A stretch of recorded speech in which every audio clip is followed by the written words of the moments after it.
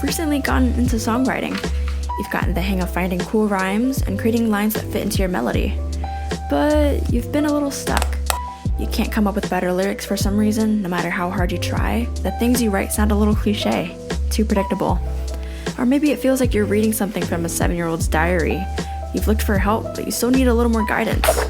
I totally get you. Been there, done that. So to save you the trouble of having to read 100 articles on how to improve, here are my proven methods on how to write better song lyrics.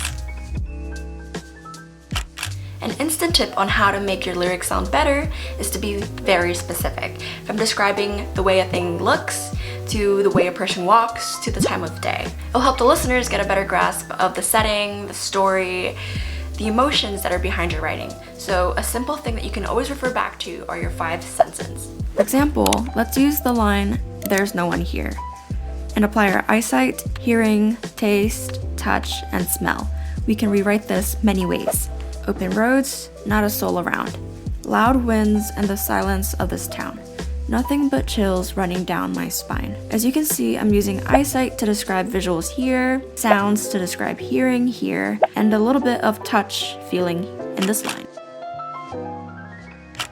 If you take away the music aspect and just think about the words and how they're arranged, in a way, it's just poetry. At the core of it, we're just trying to articulate better, use writing styles to express our thoughts, and turn simple things into interesting stories. So whenever I have writer's block, I know it's been a while since I've read some poetry, so what I like to do is I would get out some poetry books, read up on some of that, or go on social media such as Instagram or Pinterest, look through just like the poetry that's posted online, and I try to absorb everything that I can. It really helps to look at lyrics the same way you would look at words in a poem. Now, if you're having trouble coming up with interesting lyrics, ask yourself these following questions.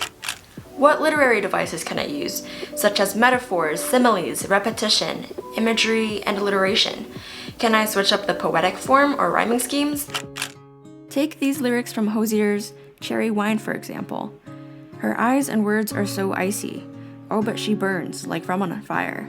Hot and fast and angry as she can be, I walk my days on a wire. So in the first line, you can see that he uses a metaphor to describe how mean or cold a person is by saying that her eyes and words are so icy.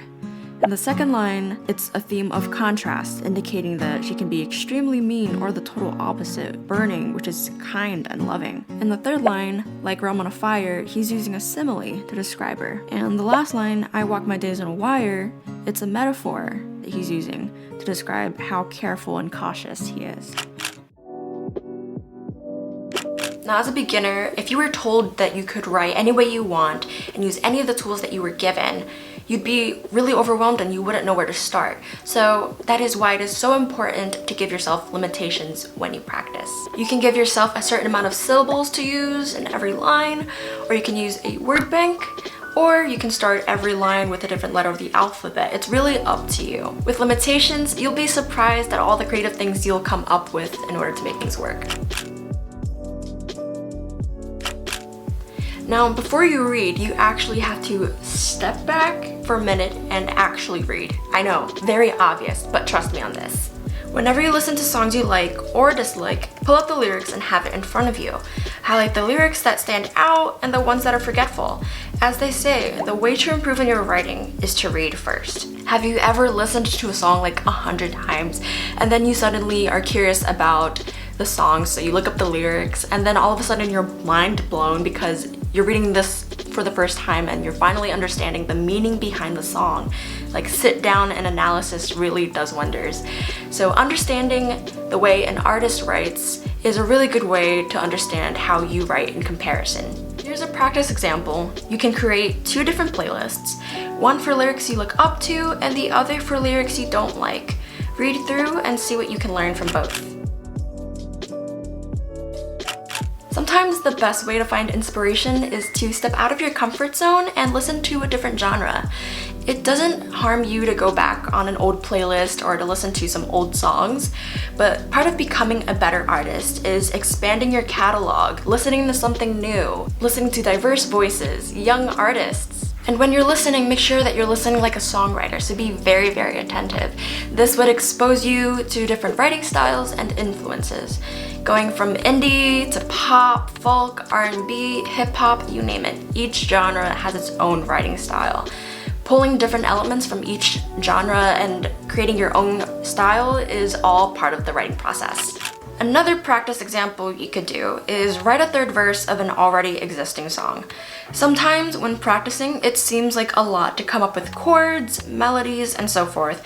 So to solely focus on the writing, keep the melody of an already existing song and write your own set of lyrics to replace the original.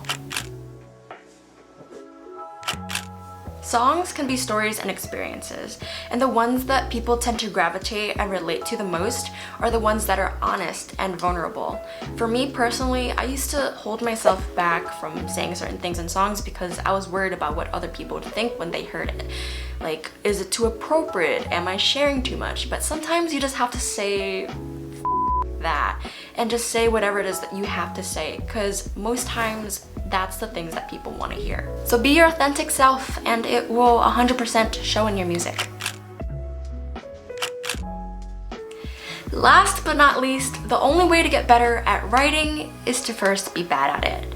So flush out all of the bad stuff, all the stories, and just get as much of it out as you can.